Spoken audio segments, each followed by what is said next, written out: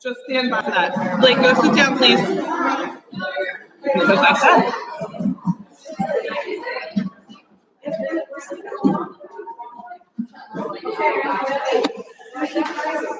All right.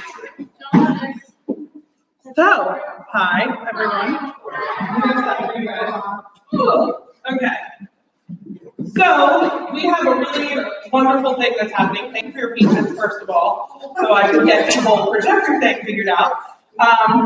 But we have a really, really cool, exciting thing happening today that I was hoping would happen. We kind of discussed it a few weeks ago, and then my mom called me like Sunday or something and was like, Jamie's coming this week. Can we do it this week? She said she'll do it. So, so this is Miss Jane Barkman, and she's Barkman Brown. Okay. Am I supposed to do? I have to hyphenate you. She's somebody that I have literally heard about my entire life. Well, she met me at my father's funeral, but I don't remember because I was a little numb right. But so technically for me, this is like my first time finally meeting her. My kids have met her, but my mom went to high school with her, and she is a pretty amazing person. How many of you watch the Olympics? Sometimes, yeah. Which is your favorite event? Do you like summer, winter? Is there a special event that you like watching the most? Great. The figure skating in the winter. Anybody else? Anybody else? Gymnastics. Yes. Swimming. Okay, cool. Anybody else? Did you prompt her? That's her mom, Lisa. She's like, okay, well, you're in for a treat because Miss Janie, can I say Janie or Janie? I love that. Okay, I know her as Janie. So, Miss Janie, she won two Olympic gold medals in swimming. Three? No, two. Two golds and a bronze. Okay, gotta get my facts straight. But anyway, so that is really amazing, right? And it takes an incredible amount of hard work, dedication, perseverance, and commitment, sacrifice, all kinds of stuff. Yes? And we do a lot of talking about leadership here at Remix and goal setting. And I know that Ms. Janie's very, very well versed in those types of categories. So let me say something. My mom's going to speak, and then you guys are going to get to have an awesome, you're going to listen to this. And I want you to apply this to your lives because you as dancers, you're familiar with what it means to work really hard. And sometimes you guys hit a wall where you're like, I am so burnt out. I cannot do this anymore. And you have to really try to find out what your why is, why you're doing what you're doing. Yes? And you guys, especially my kids that are on the dance team, are really feeling it right now because they're here a lot, getting ready for competition. So this is my mom, Betsy Valentine. So I will let her now speak. Go, Mom. Well, it's really an honor for me to be here to bring you Jamie today. Jamie and I went to high school together. Just a few years. Just a couple of years ago. We were in the class of 1969 at Radnor High School now. We just had our 50th high school reunion. Don't we look to her? We're not all decrepit, falling down on walkers. But anyway, we one of my first memories, I did not go to elementary school with Jane. She went to Wayne Elementary and I went to Rolla. So I don't have the early memories of her. But my first memories in junior high, we were in junior high then, was Janie coming in with her hair wet. She would come into school after we had all started like first period or something. And then all of a sudden, here was this girl that come in with wet hair. And I was like, who's that? Yeah.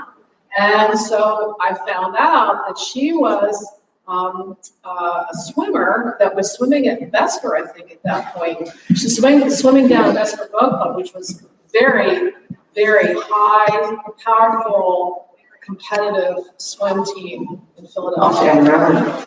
Yeah. And she, and as time went on, I mean, Jamie, she would come and go. Like she wasn't in sports with us, but she was, we were hearing about all of her achievements, and it was really quite something. And she was friends with other people that I was friends with, so we knew of each other. But it wasn't until really the end of into high school that I really got to know her. And after the '68 Olympics, she came back to Radnor, and we had a big parade for her after the Olympics, of course. Big parade, the whole town got together. She rode down the street in a red convertible Lincoln. I thought there was a fire. They told me there was a fire. That's how they got me out of the house. There was no fire. No, it was a parade. The band marched. You know how the Halloween parade is in Morgantown? You guys know, that's what it was like. It was just like that, and it was for her. And we had this big parade, and then after that, everything settled down. And so she and I got to know each other really well then, and it was really a privilege to me to hear her speak about, her focus on what she had done all those years, and her tremendous dedication to what she did, and her parents' dedication to what she did, because her parents were important people. Yeah. Took her to all those practices and all those swim meets, and you know how your parents are all shuffling you around all the time. So you need to be remembering who your support system is and thank them, because that's a really big part of this too. You couldn't do it without them, and that I know she will speak about that too. She's a wonderful person. She grew up, and you went to, where'd you go to school? Salem College, Winston-Salem, North Carolina, really little school. And she then became a teacher, and you wound up at Penn State, and you coached Princeton.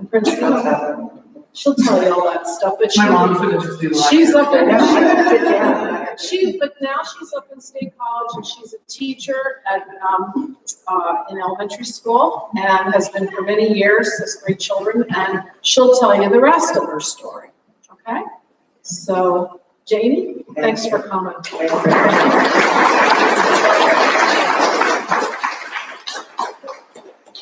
So, how many of you started dancing at age 6 or lower?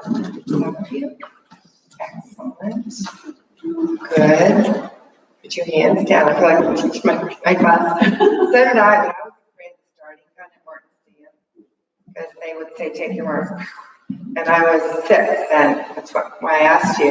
And I was also afraid of deep water, so I would ask if I could be in the shallowest lane.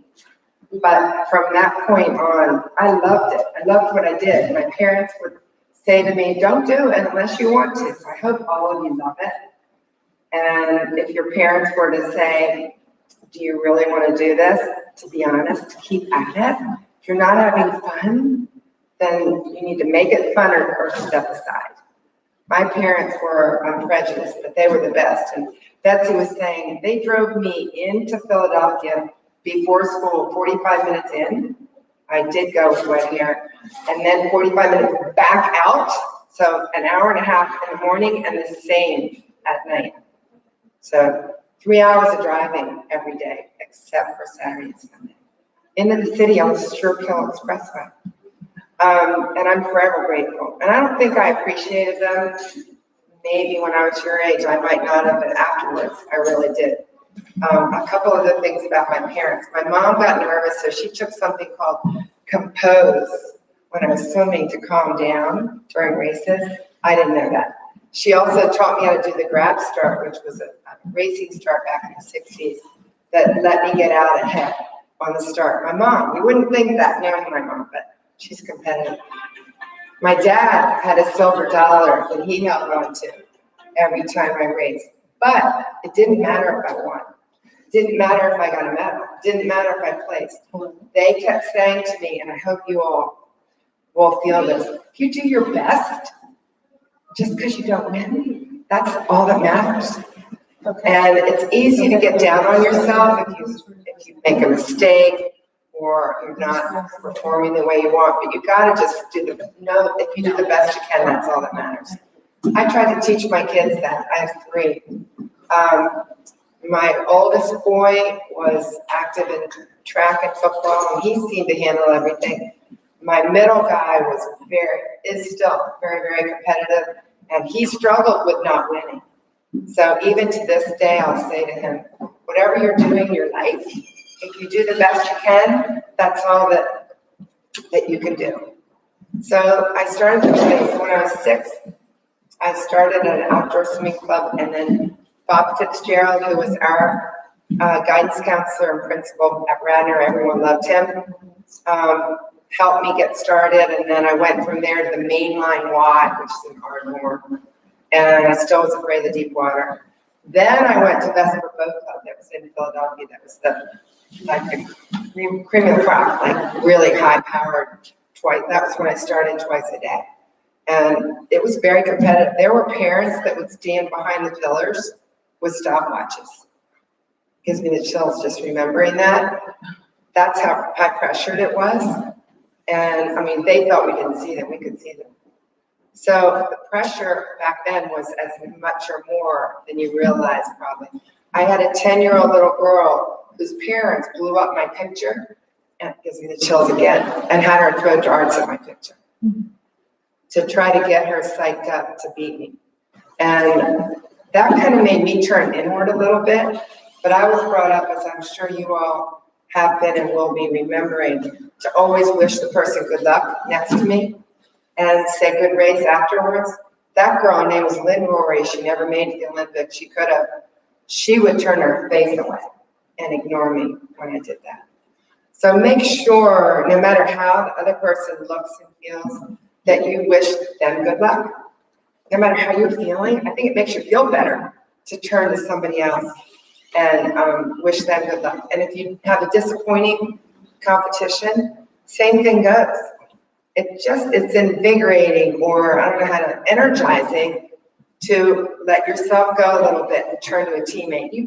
I bet you all do that. I bet Liza taught you to do that. If you haven't done it, do it.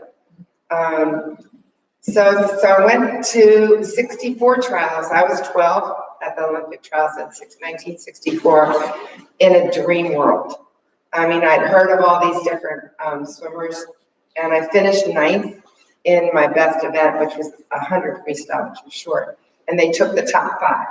So some were alternates. I knew then that it was time to start wishing on stars to be the best that I could be and maybe make an Olympic team. I never wished I got a gold medal.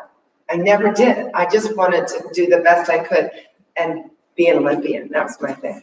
So I kept swimming, and in 67, I won the national championships in that event, indoors and then again outdoors, and went to the Olympic trials in 68, and I choked.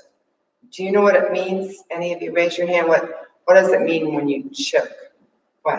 It means when you like fall under pressure and then you I qualified first in 68. I was in that middle lane, and I didn't have my blinders on.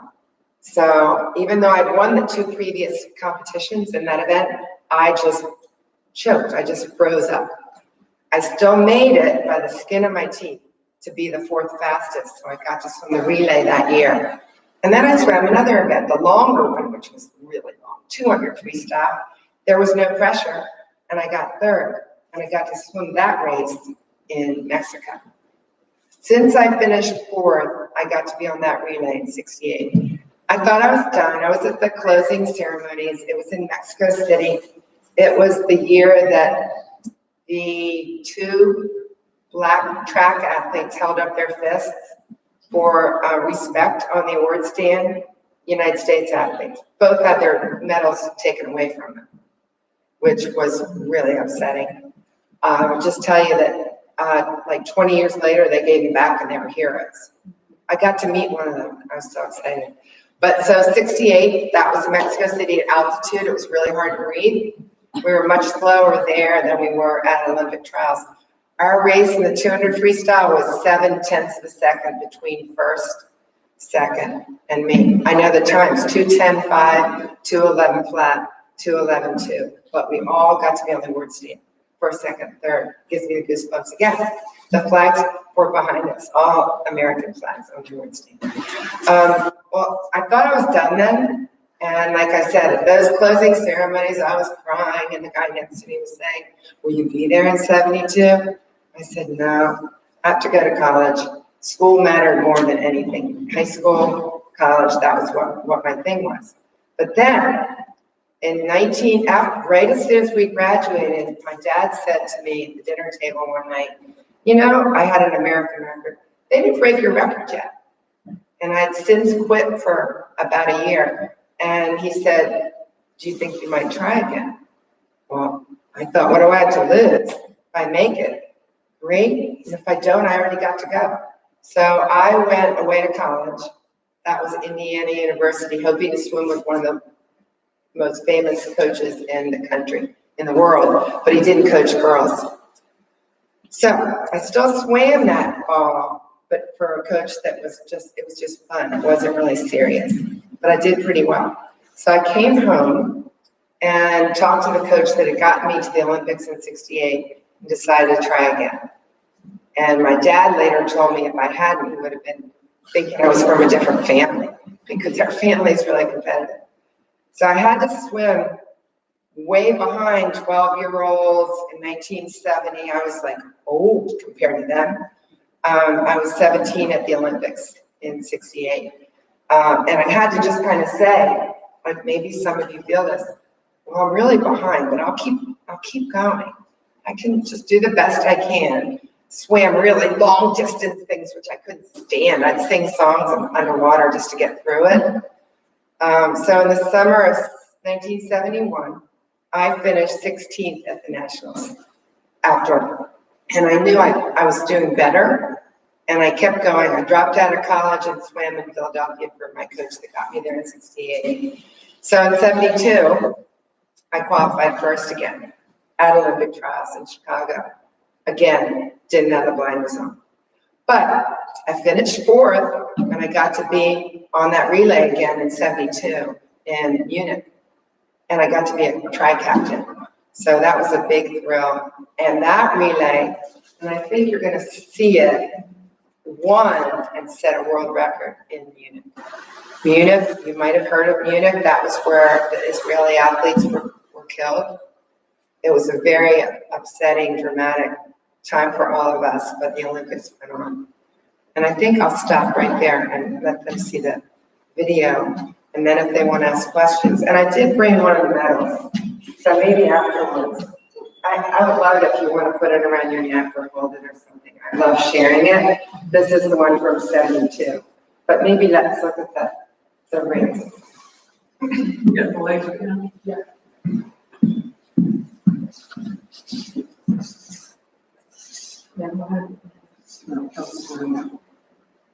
My heart is beating really fast. It's not because I'm Had her help with the legs. She was sitting right there.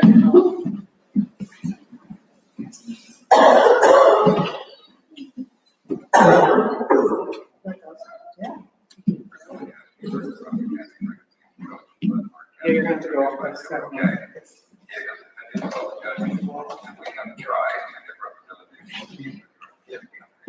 Again, their side of the story up to this moment.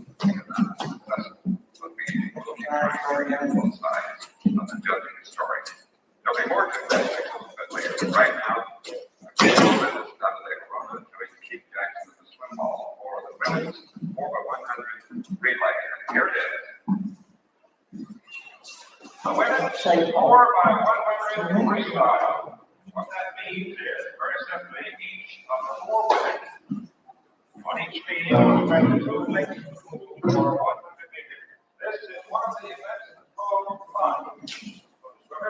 The world record and the Olympic record, 3:58.1, set in the preliminaries by each German this morning. Thus, each German team will be in lane number 4 and the American team 5. The winner team will be in lane number 3.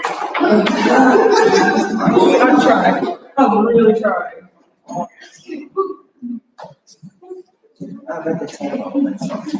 Yeah, thank you. Yeah, she's got to get from over here.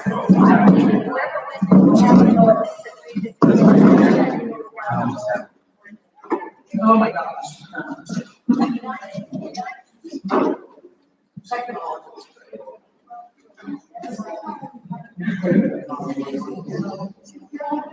place in 1968 Olympics, and this time it's going to be a tough swim. They kept 3 of their girls out of the 400. They could possibly qualify to the final for the swim. Okay. Is there no sound? It's playing the band. You gotta turn the volume up on the. I'm not sure, it wasn't playing from here at all. Now it's playing from here. They're just introducing the different countries right now. And you notice the babies, we wore skirts pretty much back then. Today, not so much. But we probably could have gone that much faster. That's me right there, the cap.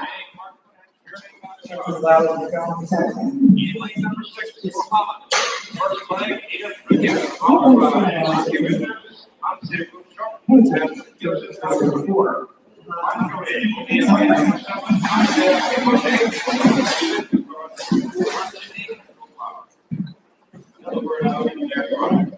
Edith Kovacs and Michael Pato. And the flag number 8 is Canada. Wendy Clark, Julie Wright. Canada's bathing suits look a lot like Americans, except they have heat.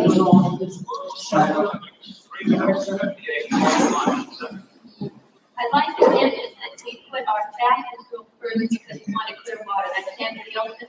And once again, on the start of this race, very first leg of the race, that means the first one, she has the possibility of.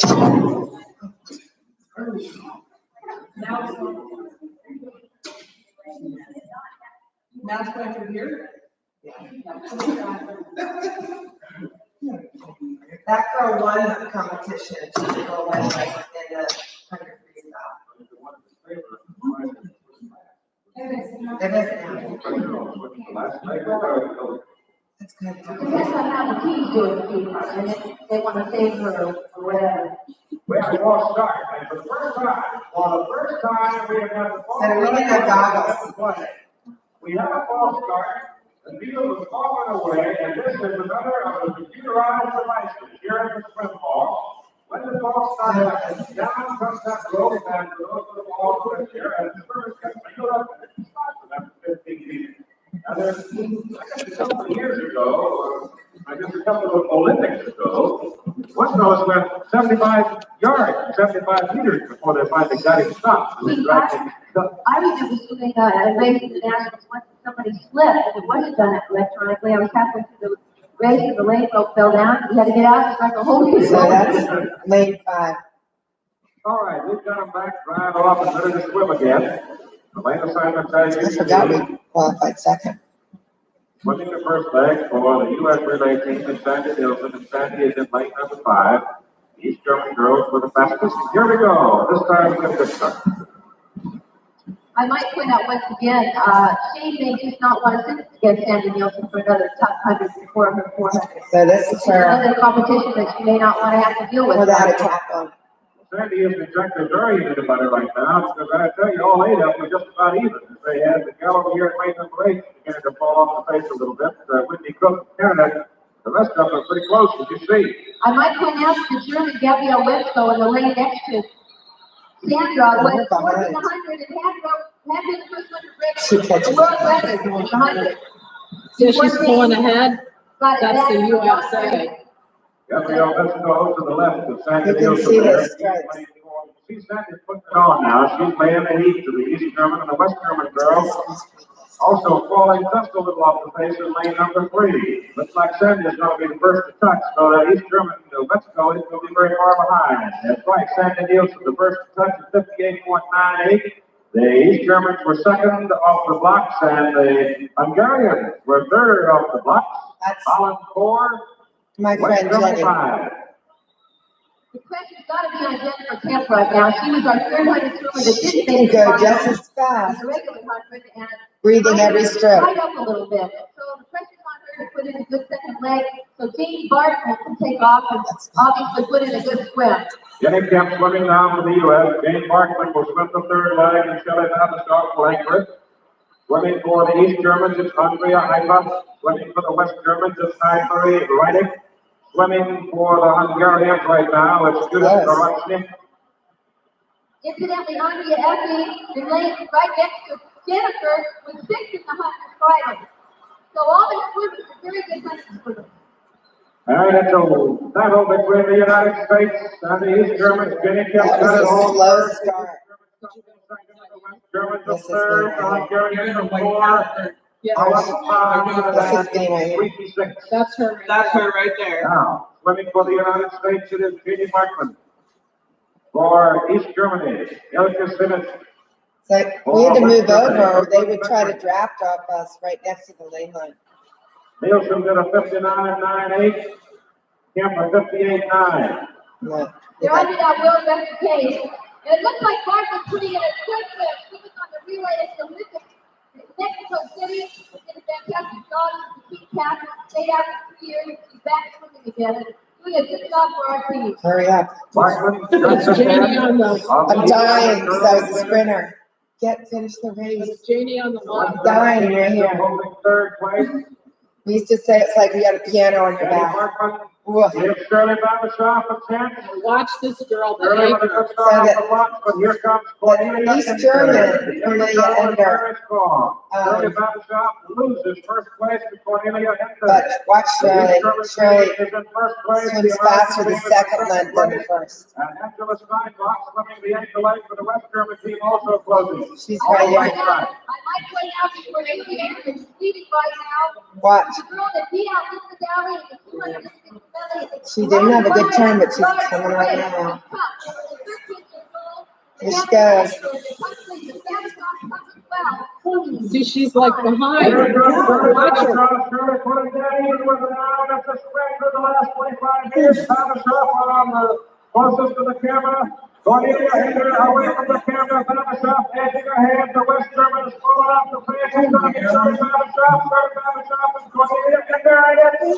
Babashoff. That's something.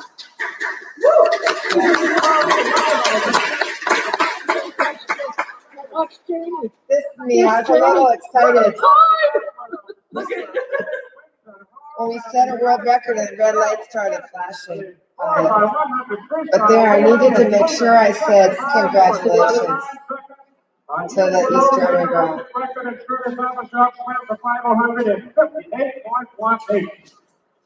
In second place, the East Germans, and in third place, the West Germans. I think that's all. Our relay got first place. Yeah. What do you think of that? Phew, I can't believe it either.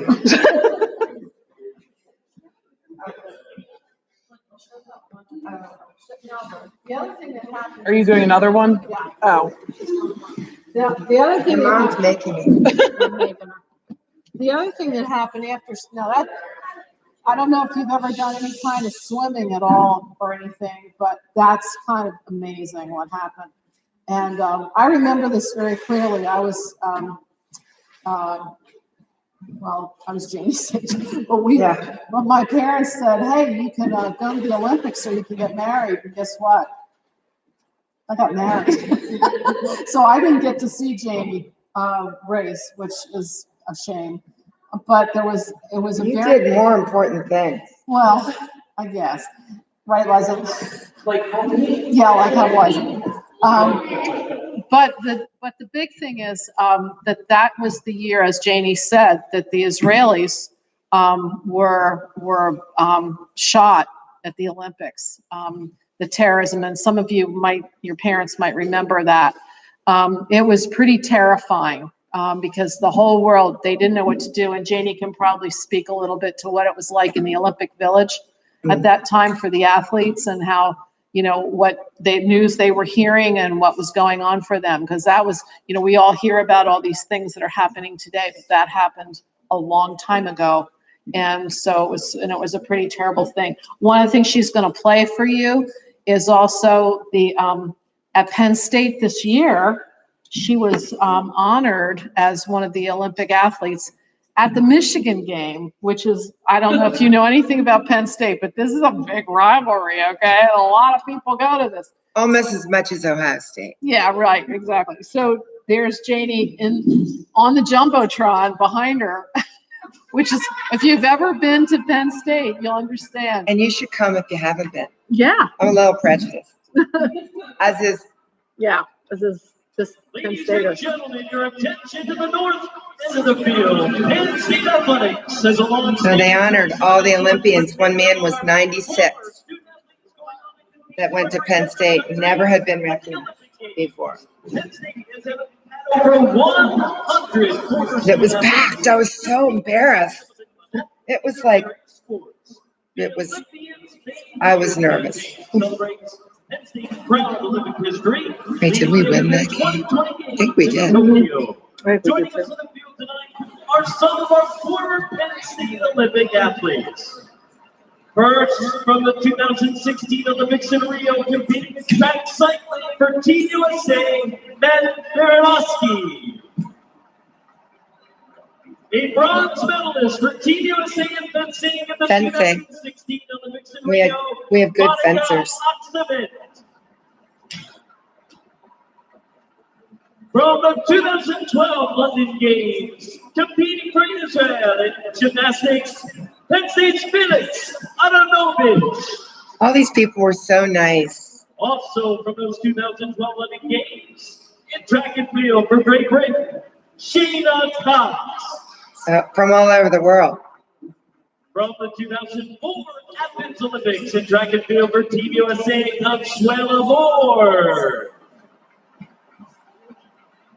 From the 2004 Paralympic Games in Athens, competing for Team USA in discus and javelin, Jeffrey Hand. Paralympians are just as honored and respected as regular Olympians, able-bodied. Sold and a bronze medalist in 1992 by Barcelona for Team USA, Susie McConnell. She's a basketball player and coach. From the 1988 Seoul Olympics, competing in freestyle wrestling for the United States, Wrestler.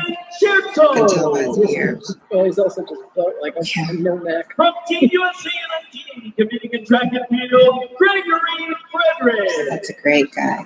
Yeah. Representing Team Canada. Look how tall this guy was. 1984 and 1988 Games, Ronald Ruffin. From the 1972 Munich Olympics, in track and field for Team USA, Steve Hayden. A gold and bronze medalist from 1968 in Mexico City, and a gold medalist in the 1972 Munich Games, Team USA's own Jane Barkman Brown. I thought you had to turn around, but they could see on the Jumbotron. Team USA, Ronald Cooper. All different sports. From the 1956 Melbourne Olympics, also in soccer for Team USA, Dick Packard. Wow. And competing in track and field in 1956. This guy's 96. He was so honored, so touched to be honored. It's very cool. I think that's And now, ladies and gentlemen, former Lady Lion and Olympian Susie McConnell I think that's all. will present Sandy Martin with the Team USA Olympic jacket and appreciation Yeah, for supporting the Olympic sports programming at Penn State. Ladies and gentlemen. That's enough. That's neat. Okay. All right. That's cool. So, I brought some pictures and made postcards out of some of our finishes. And some of these are pictures from the newspaper. Strangely enough, I still get letters from people in different countries that want my autograph. I feel like they probably weren't born yet. I'm not sure why they're asking an older person. But some of these pictures they sent me, so now I have extras of them. And these are the medals from 68. I can't really take that out like I can take the one for 72. And I know it's true. I really still can't believe it's at my deeds. So they engraved our names on the side. But this wasn't the end of my life. What this taught me, I lost two sisters to leukemia. I had a marriage that didn't work, but swimming, it took 13 years to get my teaching job. Swimming taught me that you don't ever give up. And our principal, who's a little goofy at my school, says, get grit, don't quit. So some of you, if you're at a place where you're like, oh, I'm not following, stop that talk. And if you get nervous, get that nervousness out and be excited. Two different things. Nervous is kind of a negative thing, it takes your energy, but excitement, I think, helps that energy stay out. The last thing is I did bring one of my warm-up jackets. You would never get them like this. This is like pure polyester, which is a kind of funny material, but it's what we had. It still fits me a little. That's because I was more muscular. But if you have any questions, the locker room in 72 was going, just in case you're wondering, and it had shower stalls where you would go in a shower stall and close the floor like a curtain. That was really weird. I had to be really careful because in locker room, maybe in dance too, you undress like you're all, well, I guess I wasn't really thinking. I was so excited to start undressing those guys. So then I got to go in the stall and everything was fine. Anyway, how about any questions you might have? Anything at all, nothing would embarrass me. Yeah.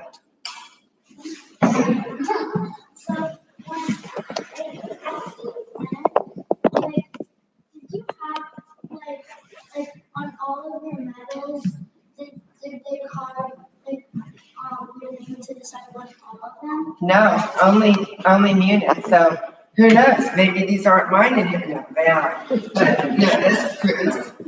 That's a good question. While we were waiting, they had a little machine back then in the dark ages that would put your name on it, plus it has the event in the back. This particular one, Duncan Maris, has 2 naked guys on the back. And my kindergarten first graders go, whoo! They get all embarrassed. But it's because in Greece, no women were allowed to compete. So the guys didn't have to worry about wearing clothes, and they did all kinds of events without the clothes on. Then the girls came together. We win as many gold medals as they do. Then and now. Yeah.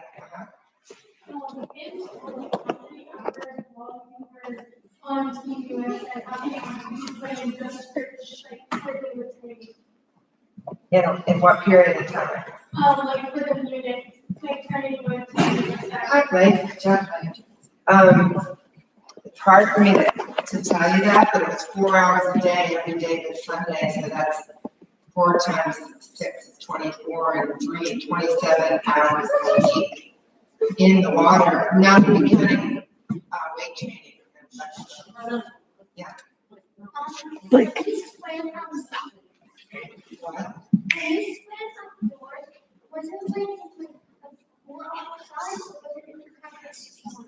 That's a really good question.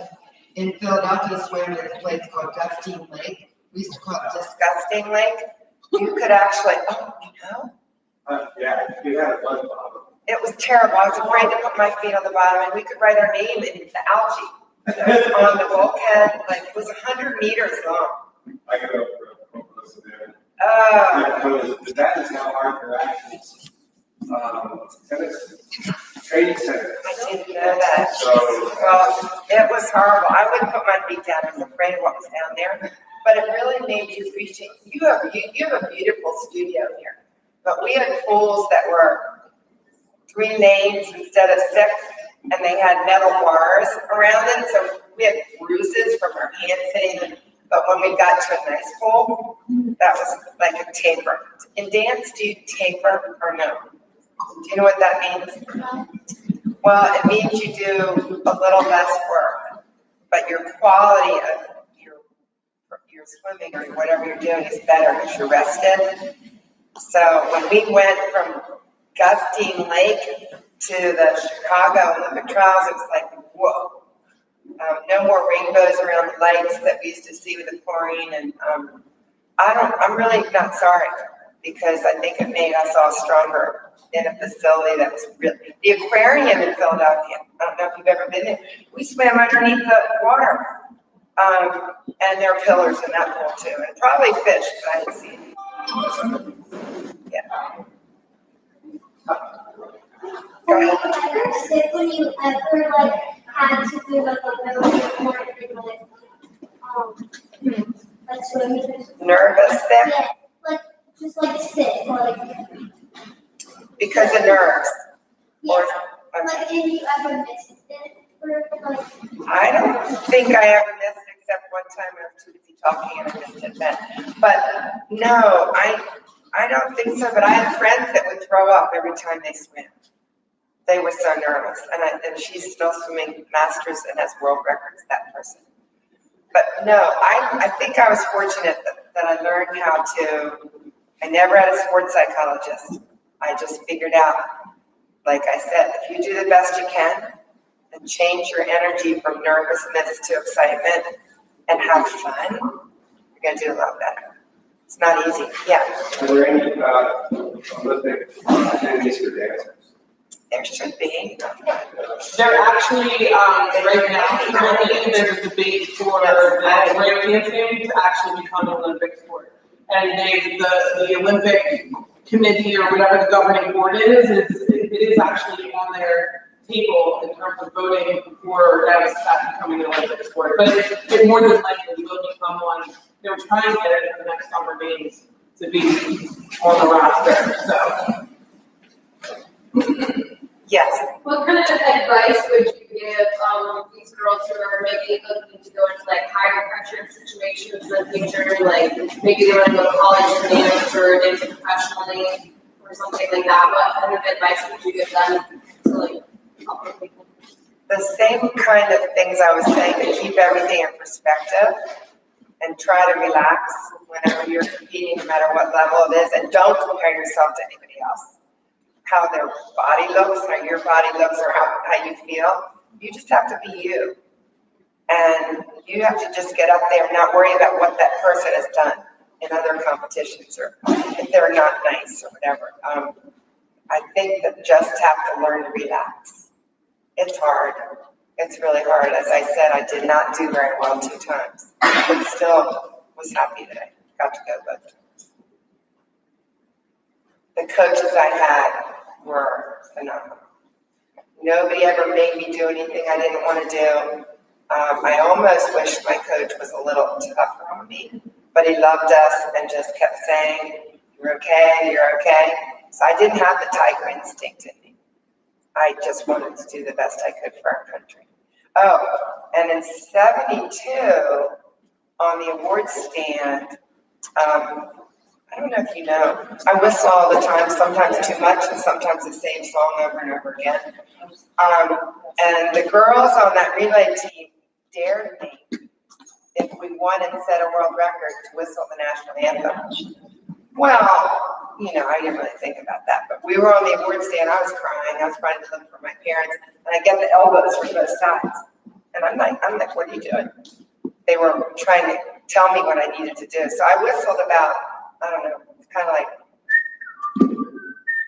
then I burst out. And in connection with that, we went to the press after that, and one of the German newspaper reporters said, "Jeannie, why did you whistle in disrespect of the United States?" Wow.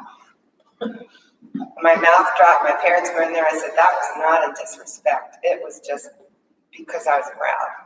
That happened in '72, I forgot this. In '68, I walked off having gotten the bronze, and right out of the presentation area, a Philadelphia newspaper guy said to me, "I'm really sorry you didn't win. You only got a bronze." Again, I was just 17, and I looked at him, and I just knew what I needed to say, and I said, "I'm just lucky to be here at all." And you might not know this, Betsy, but in high school, when I was there, it wasn't cool to be muscular. So girls that were muscular were kind of teased about being able to beat up boys. And I struggled with that because I'd have guys that would say, "We go out with her, she'd probably beat me up." And I carried that a long time, but that's not here today. You can be however you want to be, and it's actually cool to be buff now and strong. So, within a certain point. But anyway, you're at a great time, and women are really achieving and being respected highly in everything you do. Your generation is what's going to make our country strong. So stick with what you're doing. Be a good sport. Be a good kid for your parents, and a good student and a good dancer. I think that's all I got. Anybody else have any other questions? One of the things you guys might not know about me, some of you have been to the cottage or you caught me in a pool, is that I used to swim competitively really a lot before I danced.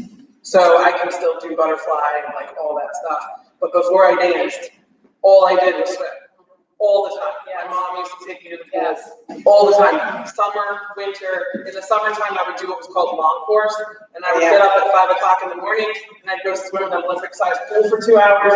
I'd get out, and I'd go to my 2-hour practice at Wedgwood in Westchester, which was my summer swim team, and I'd swim another 2 hours there. So every morning, I'd swim for 4 hours nonstop. I used to literally eat peanut butter and jelly sandwiches. I'd have like 3 or 4 in the car on the way, and I would just, because I was burning off so much, and I was swimming so much. And but dance was always in my heart, and I always had such a creative side to me, which I don't. And so it was. I'm very competitive, as many of you know. And for me, it was really hard for me to break away from swimming because it was all I knew from like 8 years old all the way through middle school up until almost my freshman year of high school. I swam and I swam and I swam. I started dancing lightly in 8th grade. And then I had to make a decision of what I really wanted to do and what was really my passion. But I swam so much that we considered even possibly training for the Olympics and getting me ready to start that process of constant swimming, like what she did in the morning, before school, after school, the whole night long. And I remember going through that whole process of just making a decision as to whether or not that's what I really wanted to do. And ultimately, I decided, obviously, to be a dancer. And I'll never forget, I was swimming for Golden Rams. That was the last winter team that I swam for, which was Westchester. They had a youth swim team. And I remember sitting in that, it's a huge facility if you've ever been in there. There's 2 pools, there's a diving area, and nobody was in there. It was just me. It was empty. It was after practice, and I sat in the bleachers, and I cried. And I just cried, and I talked to the pool, and I said goodbye. Because I knew that I wasn't going to do it anymore. I knew that I wanted to dance. That was my passion. And so that's the day I let it go. I quit that day. But I mean, literally, it was in me for so many years. And I set records in the 50 breaststroke in Westchester at the time. I was really fast. She came home and then I cried because I did a lot of driving to take her to swimming. And I bet you smelled like chlorine a lot. Oh, all the time. I mean, I used to literally, at one point when I got to be a little bit older, I actually shaved the back of my head. So it was shaved all back here. To be fast. Well, it was for my cap. Because we would do that to get the cap on easier. And then we would also do like things where we would not shave our legs for like months, this would be in the wintertime especially. And then right before, we would literally like warm up for that meet, not shave, like it would be a championship meet, right? So we would just warm up and jump in, and then right before our race, there would be a bunch of us in the bathroom with our legs up, shaving our legs. And I mean, our hair was long, easily. Gross. But when you jumped in the pool for that race, it was like, because you could feel like your legs were off, you know, and it was like, and you just went, and it gave you that push to go even faster. So, I mean, I was really in it. I really spent a lot of time swimming, which is why, like, when I was growing up and I heard about her all those years, because I would be like, Mom, I want to meet her. So, but it's very similar in what you guys are doing. And I hope that, you're really taking away a lot of what she's saying about dedication. And you can still have your life. You can still go to school and be successful. Obviously, academics are incredibly important. But you can also have this other love or this other passion that you can pursue on the side, and you can still have friends. You can still manage. It's time management. You gotta learn how to do time management, because when you're an adult, time management is a huge asset to have. Because there's a lot going on when you're an adult, okay? You have to learn how to manage your time, between your family and your work and everything else. So this is really good stuff that you're learning now. And even if you decide you don't want to pursue dance on a professional level and you're doing this for fun, that's okay too. Is it okay? Let me ask you, is it okay to get really good at something that you just enjoy doing? Yeah, right. So in order to get really good at something, what do you have to do? Right. And in practice, it takes time, right? So the more time you put into it, the better you're going to get it, right? Yes? So this is something, dance is like that, just like everything else. The more time you put into something, the better you're going to get it, okay? So you don't necessarily have to want to go be a dancer. Maybe you do. That's okay too. But you can be really passionate about something and work really hard and get really good at it.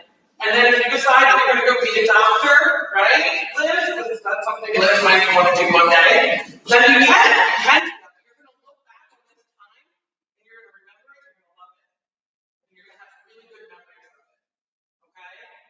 Yeah. So, and for swimming professionally, the only thing you can do is become a coach from there. Am I right? Well, I had a chance to model legs pantyhose right after the Olympics, but I chose not to go to college, so I didn't want to do a summer song on television. But now they're paid $100,000 for a gold medal. So it's a different world. Yeah. I'm really glad I competed when I did, because there was much less need in a sport then than there is now because of the money. Yeah, and I've been coaching for years. I teach swimming. I don't want to tell you how many years. I wish I'd had you. I know. I might have done those dance and swimming. No, that's really important what she said. So many kids today do too many things, and they don't know what they're really good at. And that's some of our parents' fault too, just because you want to keep them active. But you have to give that up to make dance be your gift. Yeah, and I played lacrosse too, and I played lacrosse my freshman, maybe my sophomore year. I think it might have just been sophomore and junior year. Okay, so I played lacrosse, but I was really good at that. My mom was actually the coach at Kennett High School. And I learned from her too, even though I wasn't great. I had to walk away from lacrosse because I wanted to dance, and I had to make that decision as well. I mean, I am very competitive. I was an athlete, but I had to make that decision. Dance was my love, and so I had to let everything step aside so that I could focus on what it was that I really, really loved to do. But I thank you so much for coming tonight, and I hope that you guys enjoyed having Miss Janie here, because she's really an amazing person, and it was really cool for you guys to get, because you speak all over the place. I have one more thing. How many of you have had a practice with Liza and felt like you didn't do very well? Okay. So that's what makes me so honest about that. But there's always one thing you can walk away from that practice and feel good about. Yes. Always, whether it's a physical thing or you were kind to someone. So that's a lesson for adults, all of us. And I say that at school all the time. You can always find something good about your day. You can always find something little about your practice. Yeah. You can feel good and they know, and I'm very honest. I'm very honest, am I not? Yes. And I tell them when they look like crap. Okay. So that they know what to fix. But you also know there's a special thing that I have with all of you guys, because when I'm telling you you look like crap, you're not taking it personally, right? Most of the time, unless you're being hormonal, but that happens a lot. But for the most part, you guys know me, right? And you know that my coming down on you and being hard on you is out of love. Because at the end of the day, we have a lot of love in this room and in this studio, do we not? Yes, we do. And we have a lot of fun. And we do get along. So, yes, I'm very honest with you guys. I'm tough on you, and I have high expectations of you. But at the end of the day, one of the things I always say in competition is if you mess up, what? So everyone say it loud. Say it with me. If you mess up, have fun doing it. That's what I always tell them in competition. competition. I'm like, if you mess up on stage, have fun doing it. We learn every time we mess up. Yep, that's true too. All right, can I have, before we move on with our lives, I want to get a picture of you guys. I want you to come up and see these medals. Also, once we get the picture, I'd like for some of you to like stretch out really quick. Can we show one of our dances or two of our dances?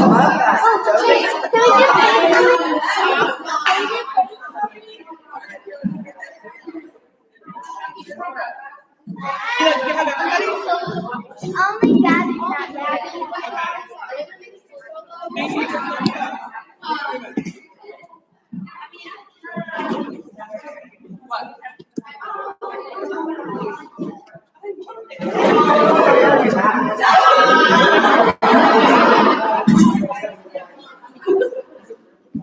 Hey guys, I want to get a picture. Help me. Thank you for tuning in. I hope you enjoyed our little lecture with Miss Jean Barkman Brown. See you guys later. Hi, Jean.